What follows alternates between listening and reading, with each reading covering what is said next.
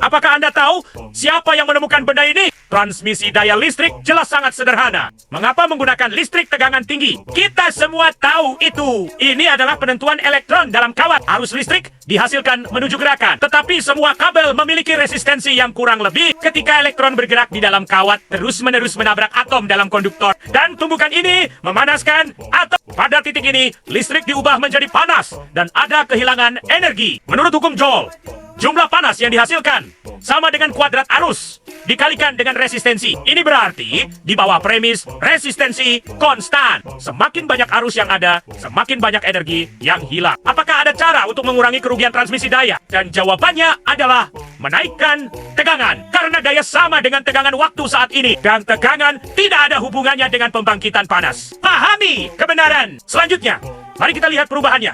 Bagaimana tekanannya naik? Mari kita lakukan sedikit eksperimen dulu. Gunakan koil untuk bergerak maju mundur di sebelah magnet permanen. Dan saat koil bergerak maju mundur, ia memotong. Garis fluks magnetik dan listrik dihasilkan. Pada titik ini kami mengganti magnet permanen dengan koil. Kemudian arus searah diterapkan ke koil. Menurut hukum Ampere, ketika listrik mengalir melalui konduktor, itu menghasilkan medan magnet. Tetapi ketika kita mengganti arus searah dengan arus bolak-balik, perubahan arah penyebab saat ini medan magnet juga membalikkan arah. Pada titik ini, kumparan di sebelah kiri akan dipotong secara pasif.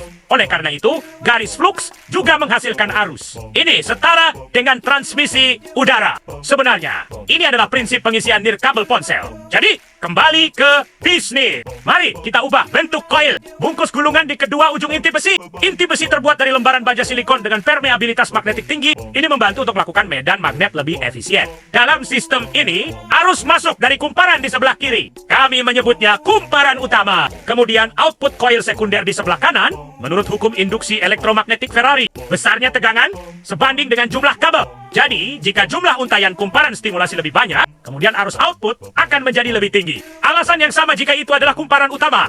Jumlah ikatan lebih banyak.